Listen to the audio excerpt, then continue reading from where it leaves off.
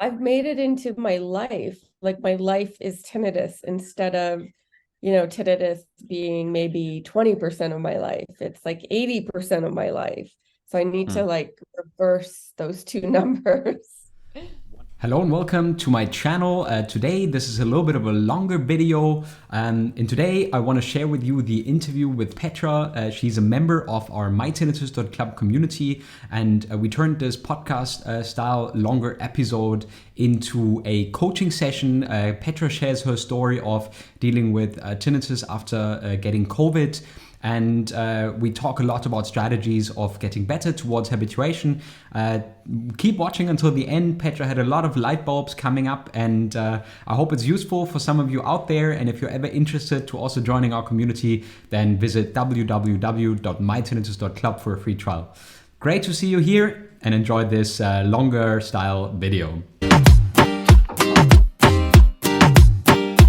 Right.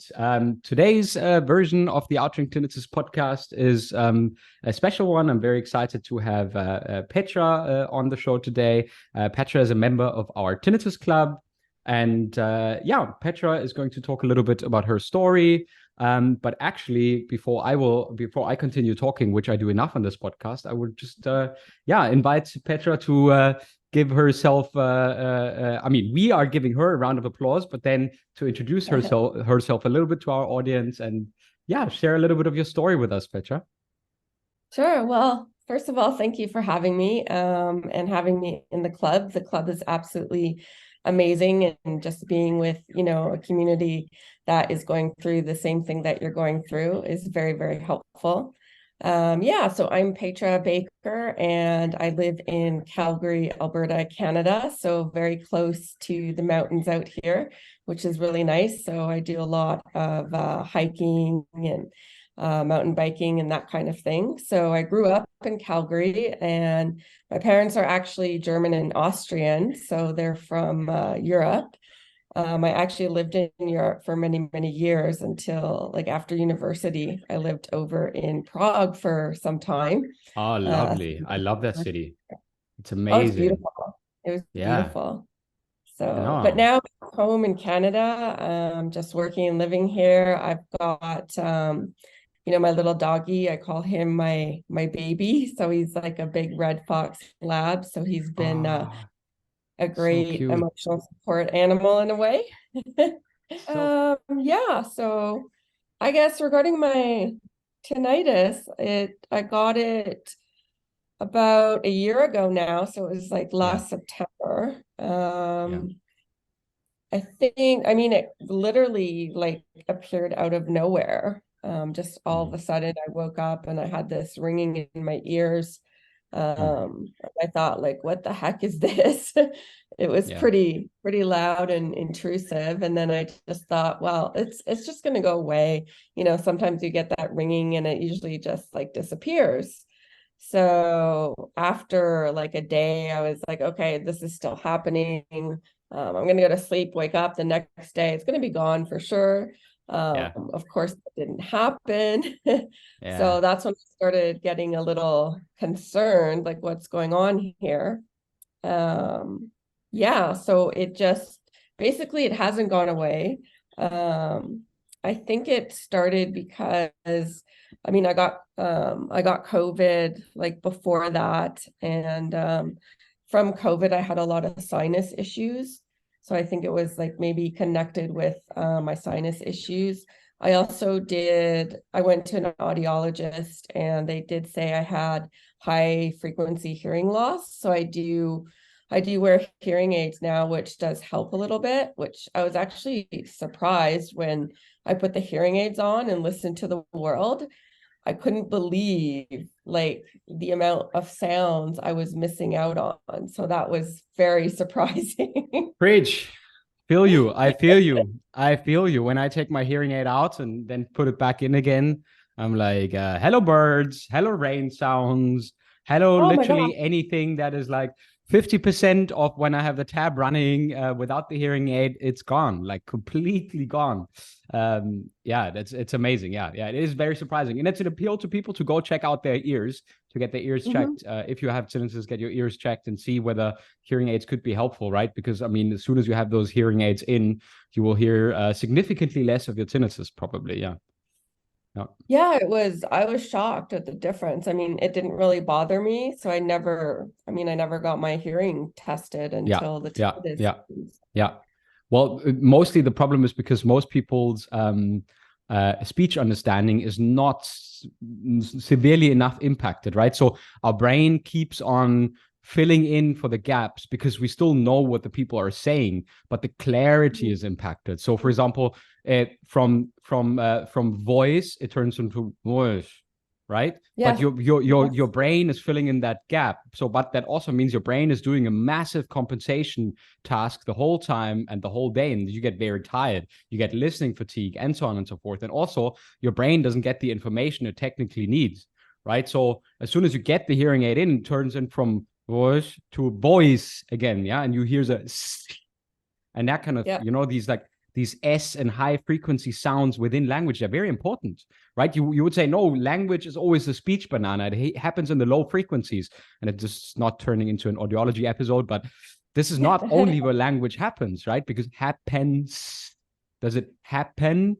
Happens. That is a big right. distinction, right? Between the little S at the end of the word, etc., and it can make a lot of difference. And if you don't have the hearing aids and you do have the hearing loss, your brain has to compensate for that and is a lot more engaged, and then also processing a lot more. And as we said at the start, I don't think it's unusual at all. I see a lot of people that have developed tinnitus in relation to COVID as well. Okay. Yeah. And there are studies that COVID, but not only COVID, but also other flu-like diseases can cause damage to the hearing, right? Our hearing organ. So, for example, when you have an ear infection, that can also Mhm. damage your hearing ability. In the same vein, a COVID infection can also spread in your sense of hearing, and thereby, I mean, but how are you going to be able to tell, right? The only thing you can see later on at the audiologist is see that you have that loss of frequencies, which is likely to correspond also with your tinnitus. So it's Right, difficult, right. right? It's difficult to always make that perfect connection because hearing loss is something so natural as we get older, anyways, right? So it's very difficult to tell them apart. Yeah, I know I was shocked. I'm yeah. like, I mean, I'm older, but I'm not that old. I was like, I can't be wearing hearing aids yet. Ah, Um, Petra, you don't know what I was like. I mean, I started wearing hearing aids when I was 21. Imagine sitting in university thinking like, oh my God. really? Am I going to be this looking like an 80-year-old grandpa? But then honestly, I started like at first it was a little bit more difficult, but then I like my perspective shifted and I was asking myself like, look, the people here in the classroom with glasses and bad eyesight, they also put on their Yeah. glasses because they wouldn't be able to see shit if they wouldn't wear their glasses right now, right? And like, why would I punish myself for the aesthetics of wearing a hearing aid? Which, yes, of course, you see it, and I mean, yeah, I mean, but they're also not these old, fleshy kind of thingies that your grandpa used to have, right? So they are very Oh, different these days. Yeah. yeah. In fact, I mean, with your hairstyle, you can't even see them. I mean, yeah, no one even knows unless I tell them, yeah. and then they're shocked. So Mm. yeah, yeah. I have I the rose colored hearing aids, and they make Ah, lovely. Very so. nice. And But they go well with the Barbie movie now. well, there we go. Right. Lovely. I Awesome. should have worn Well, pink today. yeah. Oh, really? Yeah. Nice. So, but no, Yeah. yeah, so I mean, because it came out of nowhere and it was so in like I just couldn't believe my brain could make this kind of loud sound and not stop. It kind of plunged me into some depression. And I mean, in the beginning, I was having problems sleeping, having the panic attacks, like it just, and I've never been one, like I've never had anxiety before this. Like I'm pretty calm and centered and Mm. maybe a little like OCD sometimes, but this just The usual threw stuff. me off balance Yeah. like anything. Yeah. Yeah. Yeah. So that was really hard, Mm, because I wasn't getting the proper sleep, and then just the thought that you're gonna have this and it's never gonna go away put a mm, panic inside my brain. mm, And it's like, you and now, like now that I've had it for so many months, I kind of track my days. I don't know if that's a good thing or not, but I track my manageable days versus my screaming days. And I have noticed, like, I do get those manageable days where it's almost like quiet.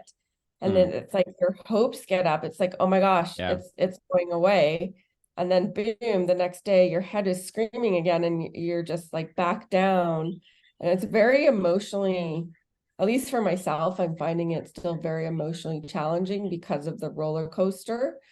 And I'm Mm, trying, as I participate in your group and talking to the other members in the community, just trying not to get so emotionally wrapped, like my head wrapped around this whole thing. Because right now it's all I think about.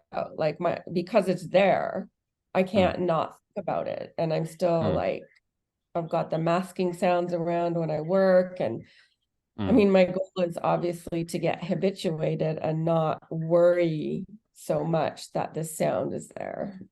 Yeah.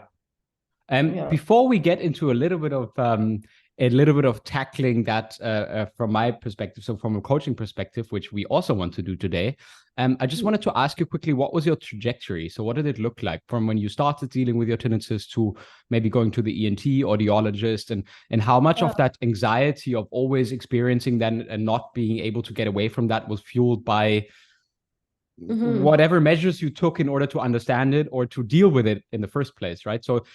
What I'm getting at is like, what did it look like to go to the audiologist, maybe the ENT, or where did you get your information from, and how did Right.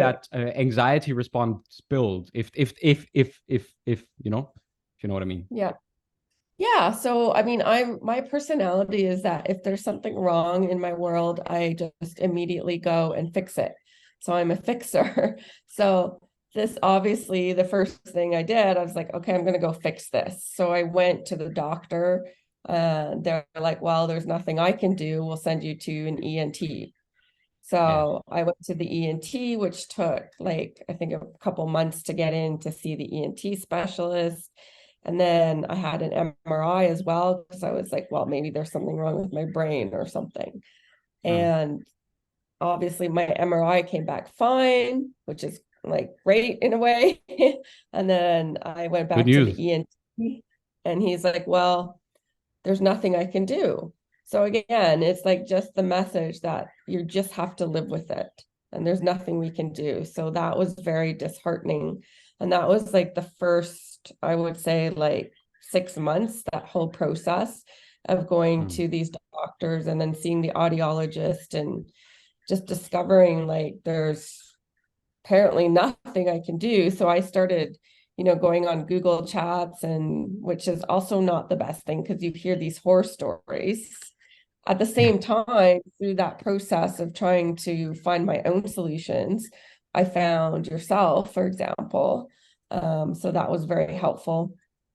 So there's a positive and negative to that as well.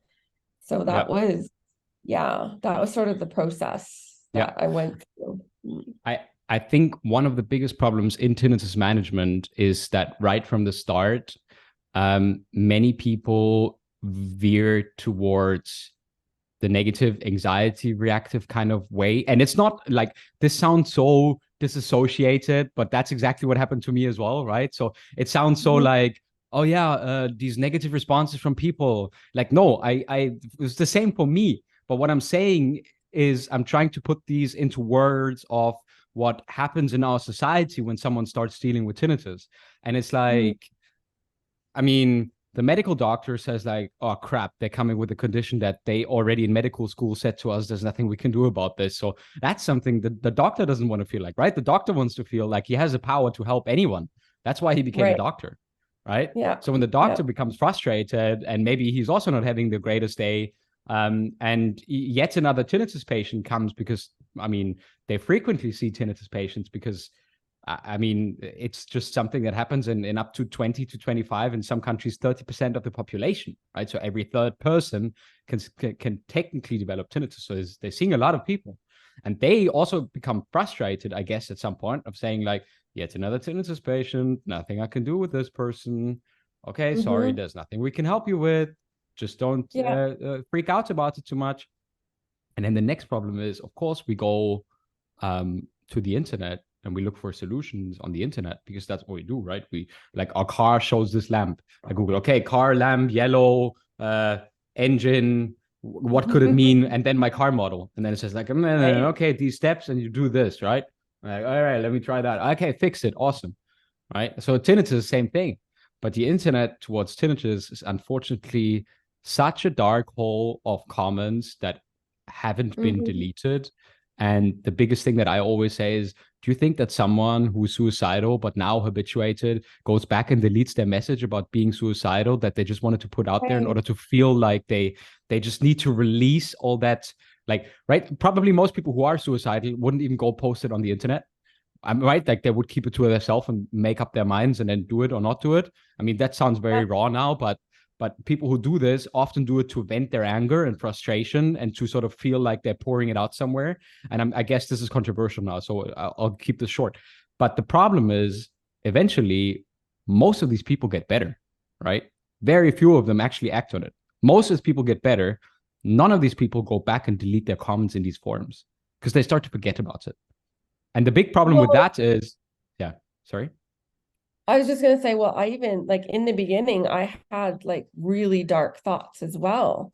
So, Mm, and I didn't think I would be able to climb out of the dark hole that I got into. Like you can get yeah, into this hamster wheel of thoughts. And it was yeah, like months of just being in this place of darkness. And my message, I guess, for anyone who is getting tinnitus and having it in the beginning and going through that is there is a light at the end of the tunnel.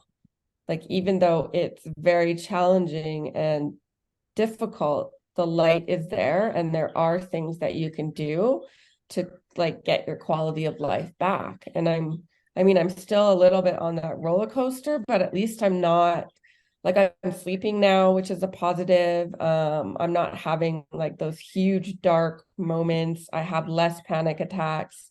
I mean, it's just I think because the process from start to getting to a point of feeling well again, it's just a long process. yeah, I find it's just not like because yeah, as I said, like being the fixer, I want to fix it today or tomorrow, and it's like not one of yeah, those things. Just you can fix it in that time period. yeah. Because you need to basically recondition yourself. Yeah, absolutely. To that response. But what I was building to, and yes, of course, maybe I should insert a bracket sentence here.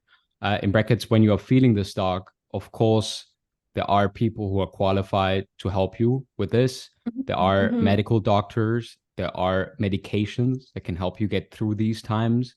That's absolutely acceptable and okay to go to therapy. We're in the year 2023, and if more people had gone to therapy, less people would feel bad.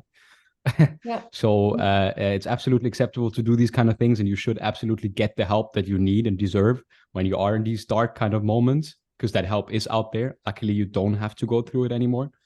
But even that, and closing the brackets now, what I wanted to say is that the path of dealing with tinnitus becomes very quickly very negatively weird.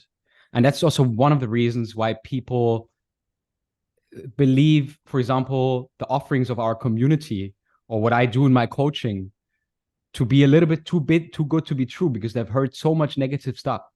They Right. they don't believe it's possible to get there. They don't believe it's possible to like continue the journey. And that's part of why we're doing this podcast series now with people of the community and also with some coaching aspects.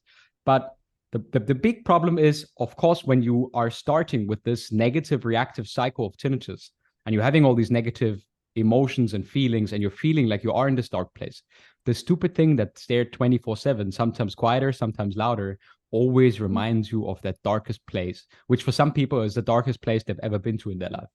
I mean, there's other Yes. people who have done much darker shit, but For some Yeah. people, it's just the darkest period, and you should never compare yourself to others. So what I'm saying is that if this is so negatively weird, instead of saying like, you know what, it's 20% of the population to experience this, you're absolutely not alone. It's more than normal. And look, here's some websites where you can get qualified and good advice on how to manage it, and not just online forums where people say, if this doesn't come out and help me, then that's it for me, right? Right. So when you get a completely different perspective of starting of dealing with this, I always mention the story with the construction workers, right? The young construction worker who develops tinnitus, and then at first says, oh, what is this? And then goes to the old construction worker, says to the old construction worker, listen, I have this ringing in my ear. Old construction worker says, well, half of us guys have it. Don't worry about it. You will stop focusing on it in 1 or 2 days. And this guy never worries about it for the rest of his life, because he doesn't do the Right. thing. He doesn't go to the ENT.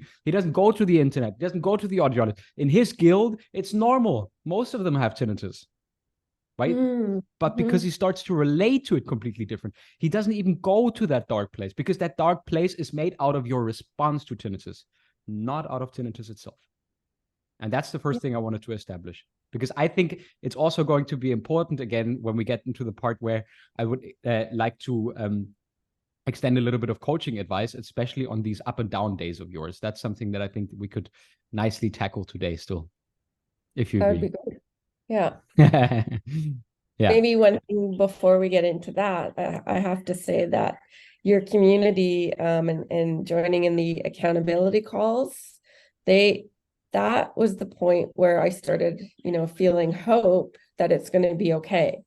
Because I meant there was one member, I can't remember his name, I think it was Louis or something, and he Yeah. was He's also saying, Canadian. Yeah.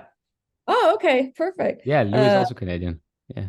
He was like, don't, it's okay, you're gonna like learn to just like be okay with it and have your life. And I couldn't believe like he was just so inspiring to know that, okay, there is a point that maybe, yes, it's gonna be okay. Yeah. And it's one thing when that comes from me, right? Having done this with a few hundred coaching clients in the last few years, in the last half decade, but it's something different when you hear it from another member who's just recently Yeah. gone through this. So I think that's what we want to do with the community as well. Yeah, absolutely. Um, Building that trust in yourself, in the process, in the other members, in saying like, hey, listen, like, I mean, I as a coach, I can give individual personal advice, like we can do this right now, but um, I might not even have as many insights as if we are in a community of all these members who have maybe a story that's much more similar to yours, right? And then Mhm. using the tools and strategies, or the courses and videos, etc., that we have on there, in combination with these accountability check-ins, as we have them tomorrow night, um, then I think we are on a very good track of actually putting in the effort and the work to understand how habituation works, of defining habituation as the moment when your subconscious and conscious mind are no longer negatively impacted by tinnitus, therefore it not constantly being at the forefront of your attention. And then it Mm. just comes naturally that you forget about it, right? That it's not fully present anymore. Even though you would probably say, yes, I mean, yes, if you listen into it, then it's still there. Yeah. But yeah. That, So I think, yeah, because right now it's definitely still 24/7 in the forefront of my mind. Like there's yeah. maybe some moments if I'm super focused at work or have something Mm, going on where it's not there, but I would say it's still for the most part in the forefront of my brain. mm, And yeah, so mm, and that's exhausting. I mean, it's exhausting thinking about something that is bothering you for mm, 24/7. It just mm. your mind gets exhausted, but at the same Ab- time, it Absolutely. doesn't let go. Absolutely. But think about it this way, Petra. The exhausting part is not the thing itself. The exhausting part is not the tinnitus itself. Because I mean, by that point, I'd be having chronic fatigue syndrome and wouldn't get out of my bed anymore, right? With one deaf Right. ear and the hearing aid, and that tinnitus on that ear, right? So the exhausting part is in the same vein.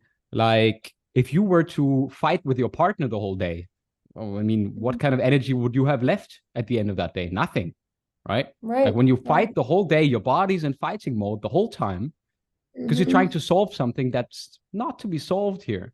Then, of course, you Yeah. lose all this energy. You feel bad. And then this bad feeling and feeling of not having energy left is directly attributed to your tinnitus.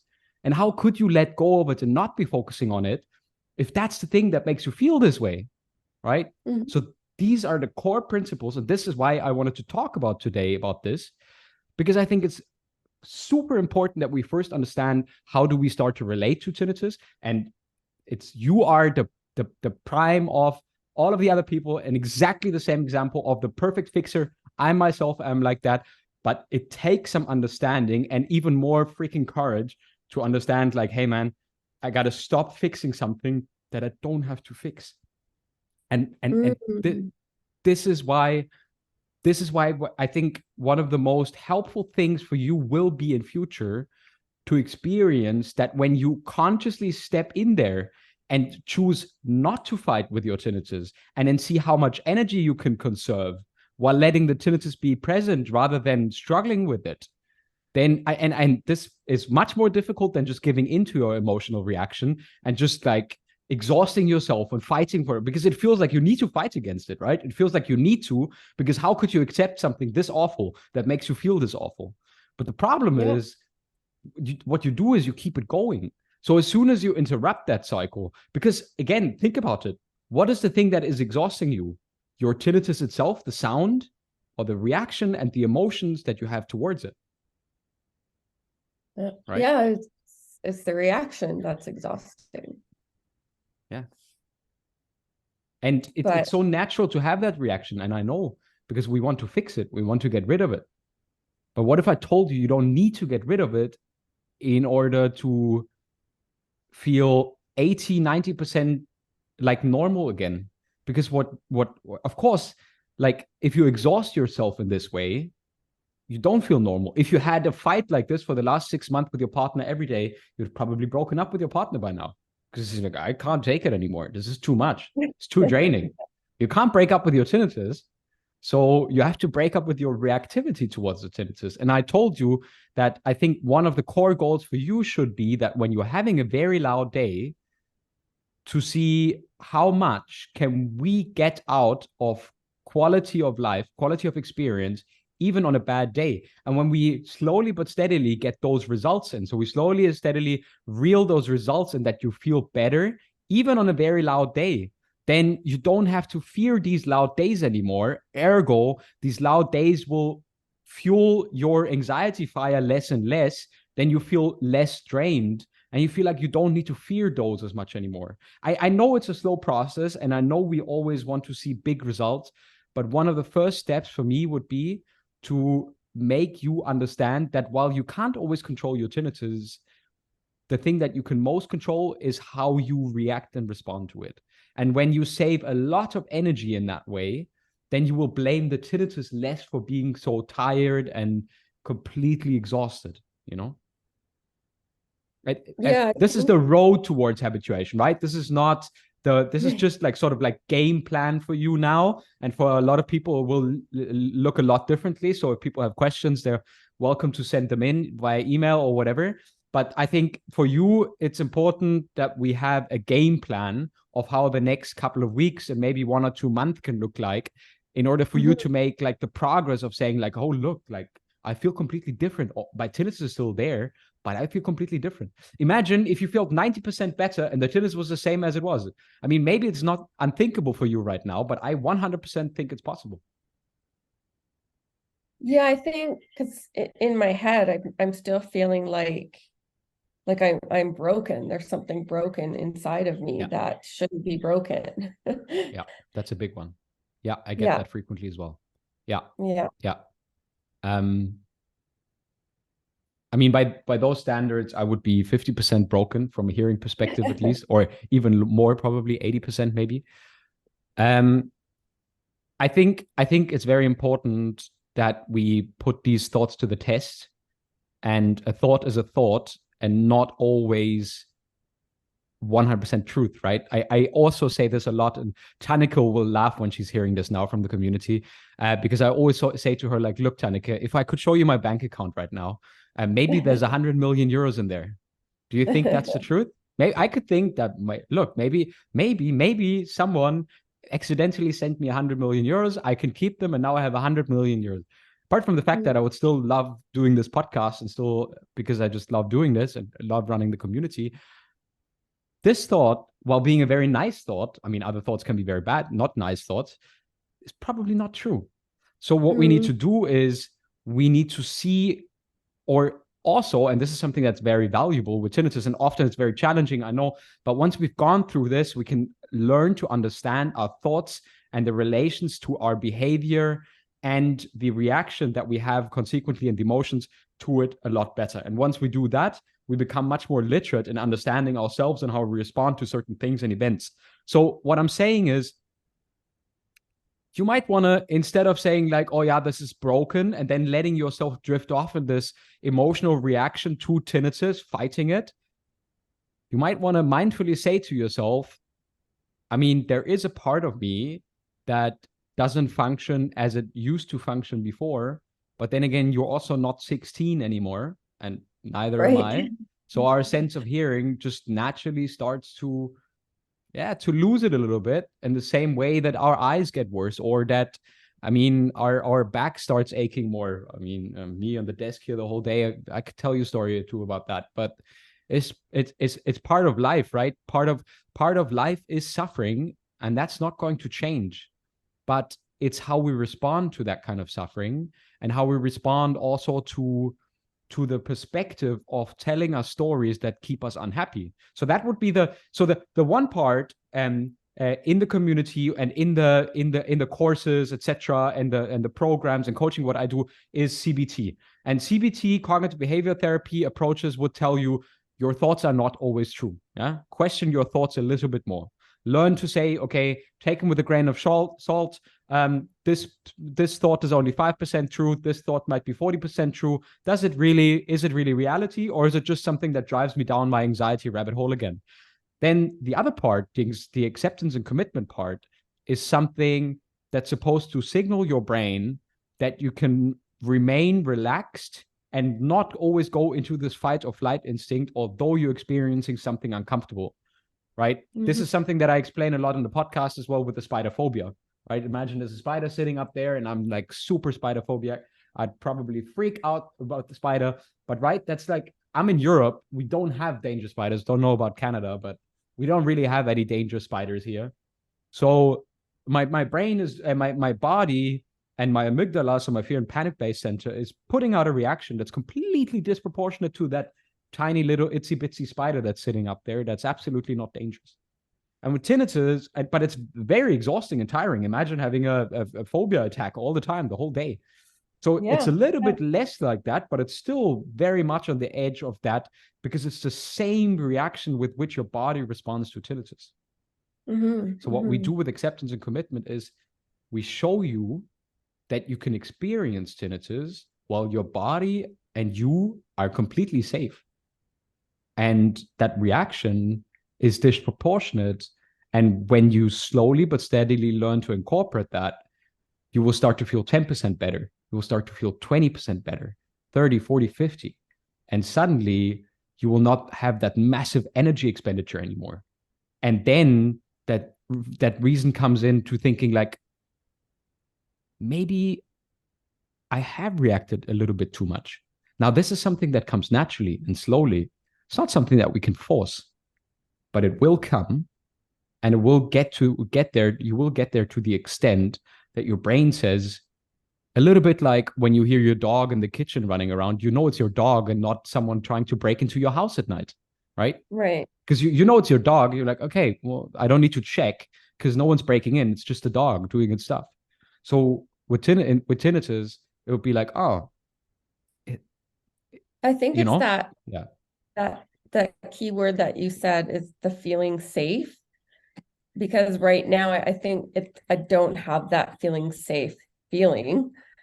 Yeah. Because I immediately wake up and my boyfriend says I'm just all I'm doing is running away from it. So I'm not accepting it. So I wake up, I immediately put on Sound of Crickets because I'm like, I can't hear it. Like if I start hearing it first thing in the morning, then I'll start panicking. So I immediately put on a sound, and then I immediately go, to my work desk and put on another sound, just so that I'm not having to face the tinnitus sound. And it's because of that feeling, like if I hear it, it doesn't make me feel safe. And those sounds in the background, like my whole relationship to sound now is so different. It's Mm-hmm. really interesting Mm-hmm. how it also changes that perspective in your Mm-hmm. world. I've never Yeah. paid so much attention to sound as well, like Yeah, it's even other, normal. yeah. Yeah. So yeah. Yeah. It's very normal. And I will need a lot of compassion for yourself here. And I'm going to tell you why you act that way. You act that way because your brain is trying to protect you, because you Yeah. experience so much negativity and so many terrible emotions in relation to your tinnitus. And Yeah. everyone, hey, please, I get you. And everyone listening to this, I get you. Of course, you don't want to face that continuously. And your brain is trying to say, okay, we don't want this discomfort. So let's try it, let's avoid it. The Mm-hmm. problem though is you keep it alive with that because you're not able to process it, you know? I Yeah. mean, so we need to work this out in a safe way that you feel safe and that you can do it so that you don't overwhelm yourself, right? So the one thing would be, can we convince yourself that you're still safe even though you turn on the crickets 1 minute later after getting up? Let's say you are Mm. already putting on your shoes and just every morning 1 minute later with the crickets, and then slowly but Okay. steadily feeling that you are a little bit safer. So you pat yourself on the back and say, Petra, well done. Tomorrow, another 10 seconds more.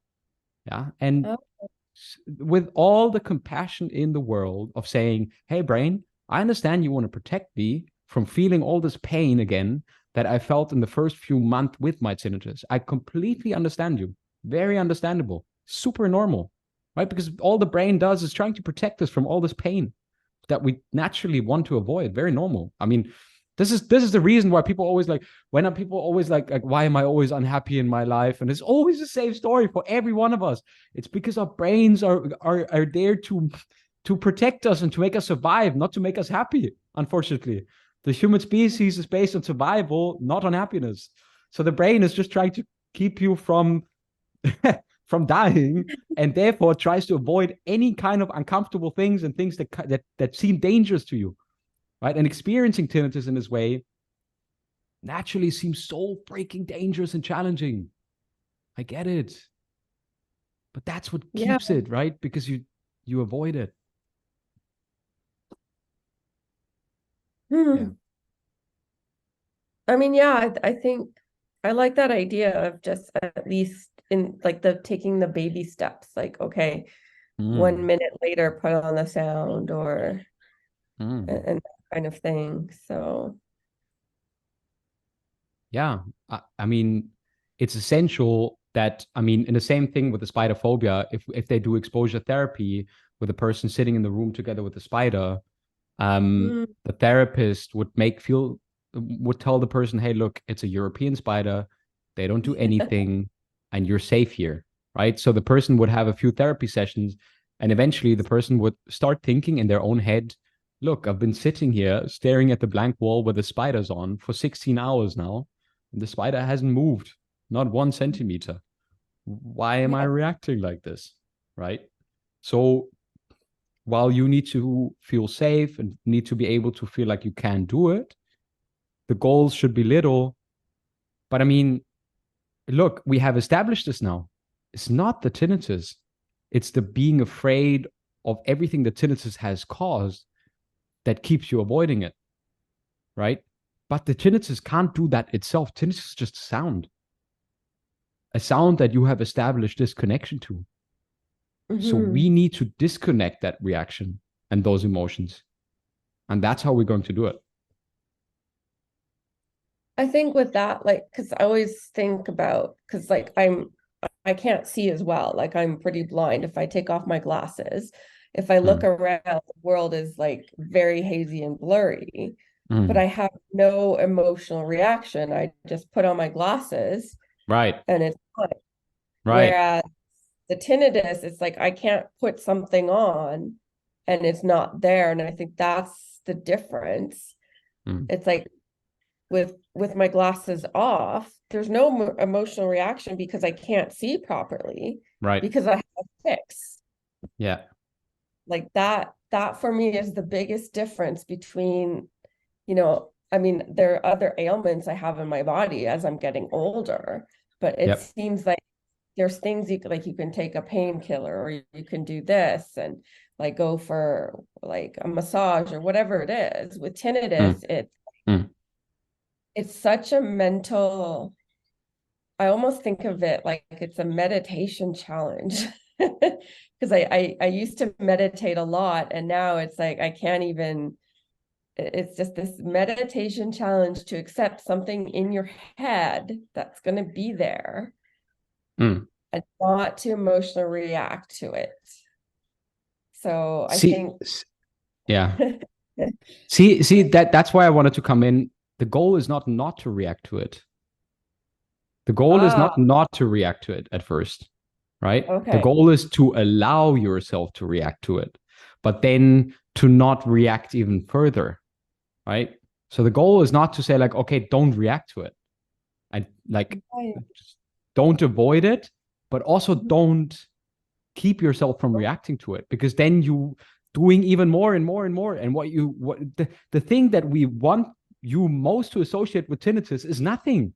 This we want you to feel like it doesn't matter whether tinnitus is there or not. In the same way that when you take the glasses off, it doesn't matter whether you're blind or not, because then you put the glasses back on.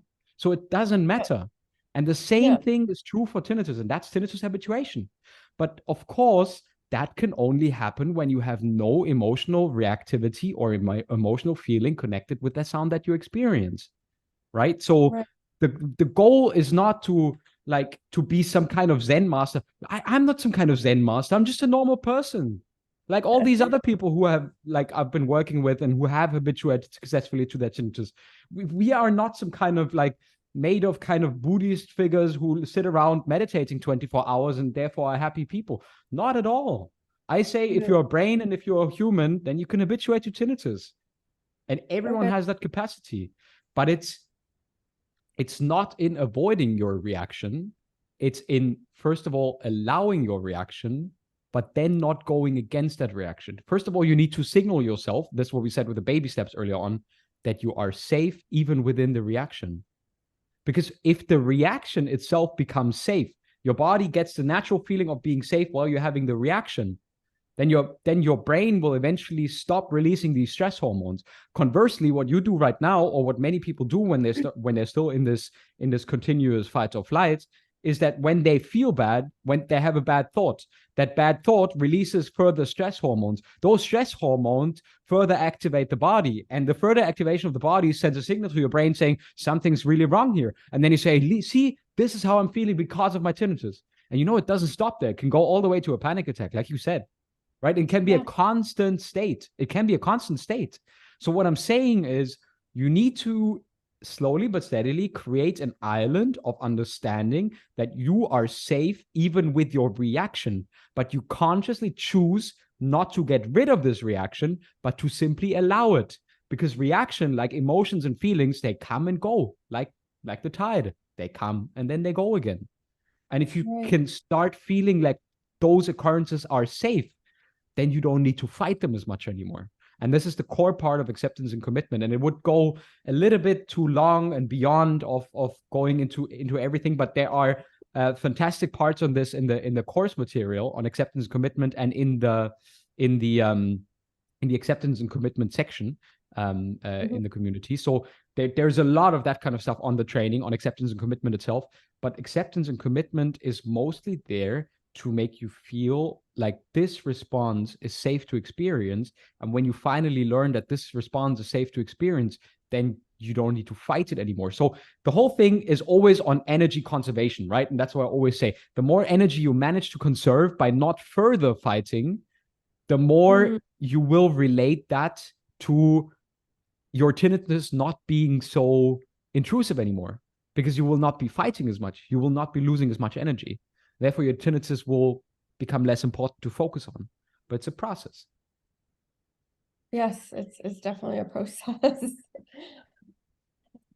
I mean, it's funny because right now, like as we've been talking, I mean, my tinnitus is blaring loud, but there are moments as we're talking because I'm so focused on our conversation. It's like, oh yeah, there it is. So it's like to get that state, even in my daily life, oh yeah, it's just there, no big deal kind of thing. Hmm. So yeah. But that's exactly how you do it. Because in this moment, I also sit here, and if I want to focus on it, I also can clearly hear it. But when I Yeah. talk to you and I think about maybe, what's for dinner tonight? Or, oh, weather's terrible. Like, that natural thing to hear it or to tune into it is not there. So your brain completely blocks it out. And that's Yeah. the natural and normal state. But now what you're still doing, and it's very natural, we talked about why it is like that. You're, of course, trying to keep it out as much as you can by actively doing something. And by doing that, you're putting more and more attention on it. So it naturally can't just disappear and go into the background. Oh, okay, that makes sense. Huh.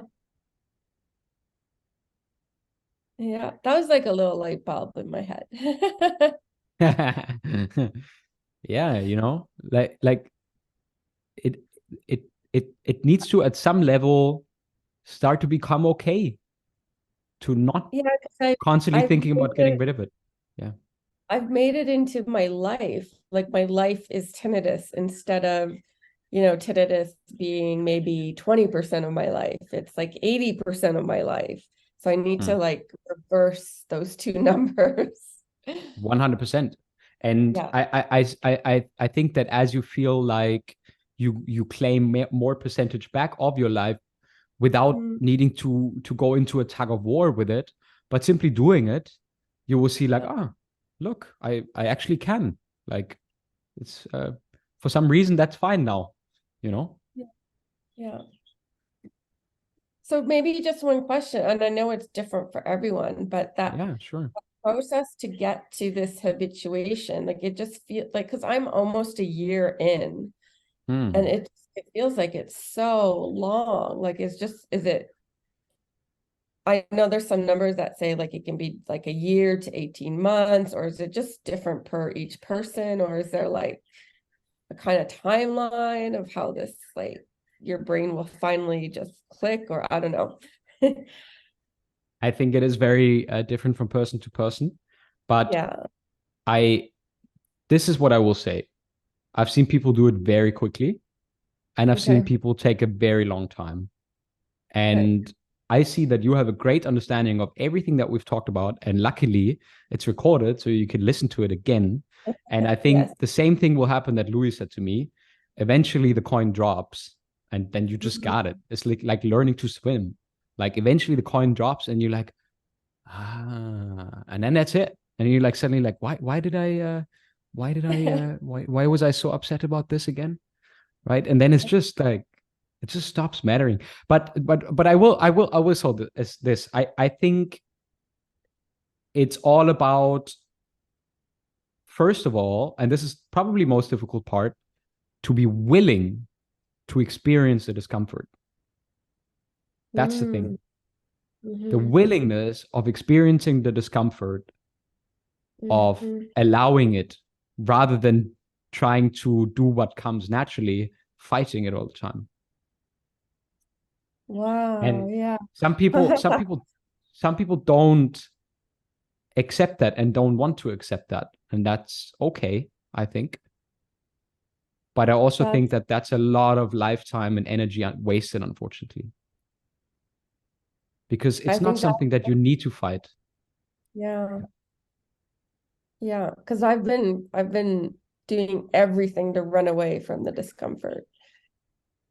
So that could be the key to my like switch is not running away anymore. Yeah. Yeah, because I mean, while the discomfort can feel like bad in your body and Mhm. sleeplessness and anxiety and all these kind of things, like nothing will physically happen to you, right? Like it Right. is discomfort, but Yeah. once you stop relating this discomfort to tinnitus directly, but more towards your reactivity around it, then it becomes much more something that your brain itself will start to realize is an overshoot reaction. But this is again, it's something that you it's not something that you can force. It's something that happens intuitively and within you. So you will know when the process is completely completed and when you are habituated because you no Right. longer feel bothered by it. It's not something that people can take a boulder and throw it somewhere and say, I need to get this done now, because that's not how it happens. It Right. it it happens, right? Yeah, no, Yeah. that's perfect. I mean, that alone has just woken me up a little bit in my like how I'm relating to all of this. So thank Yeah. you. Yeah, sure. I hope it's helpful. Imagine how much more energy you would have to just spend your life in normal if you didn't have to fight tinnitus as much, Oh my right? gosh. Yeah, yeah. Yeah, just imagine about all the energy that you would have if you didn't have to fight tinnitus as much, even if it would I still come along for the ride. know. Yeah, yeah. Yeah. Right. Yeah. All right. Great. Great. Okay. Well, I hope that this has been useful for you. I certainly enjoyed the conversation. I think everyone else out there hopefully got a part or two out of it as well for their own journey with tinnitus. Tomorrow evening, you'll see whether you can make it. I know you're on holiday, so you're busy, probably doing nice things apart from focusing on tinnitus. Yes. Um, and yeah, but tomorrow we have accountability check-in. We have them every 2 weeks, so people can sign up and join us for accountability check-in and meet Petra and myself. We are at www.mytinnitus.club. Would be delighted to welcome you into our community. Petra, there anything, any encouraging words, anything that you can share with the people who are listening to this, anything that you would encourage them to do, or yeah, just something that you want to say at the close of the session today? Yeah, no, this was, I mean, amazingly helpful. There were definitely some light bulbs that went off in my head as we were just having this conversation. And again, just for anyone who's not part of the community, I mean, your community is fantastic. I just recently joined, so quite new to the community, but it's been amazing, and all the content and help you have in the community is also amazing as well. You've been like, honestly, you've been that little light at the end of the tunnel. So just thank you so much. I mean, it's a journey, and it's not an easy journey, but it's there's that light at the end of the tunnel. So thank you. Awesome. That's what I also need to hear sometimes, because I told you at the start it's difficult sometimes building a business and being a solo entrepreneur and building these things without like foreign capital and getting Yeah. investors who tell you what to do what way, and I'm just doing it all by myself. But I always, at least I always literally know what I'm doing it for. So this was also rewarding for me to see that what I'm doing and what I have been spending the better part of the last decade on is starting to help people and starting to make an impact. Yeah. Well, you definitely are. So yeah, it's amazing. So thank you. Awesome. Fantastic. Okay, Petra, then I will pause the episode here, and I'll see you very soon in the community. Sounds great. Thank you so much. Thank you. Bye bye. Thank you very much for listening and for checking out this video today. I hope it's been helpful for you. You can find all my coaching services at outringtinnitus.com. And of course, as extended already at the start of this video, I warmly invite you to join us for a free trial at www.mytinnitus.club, so we can all help you on your personal part to habituation. If you like my channel, happy if you subscribe and like the video and share it with the people who need to know about this, who need to know about how to deal with tinnitus properly, so we can raise that awareness and really help a lot of people get better and habituate to their tinnitus. Thanks so much, and I'll see you in the next one. Goodbye.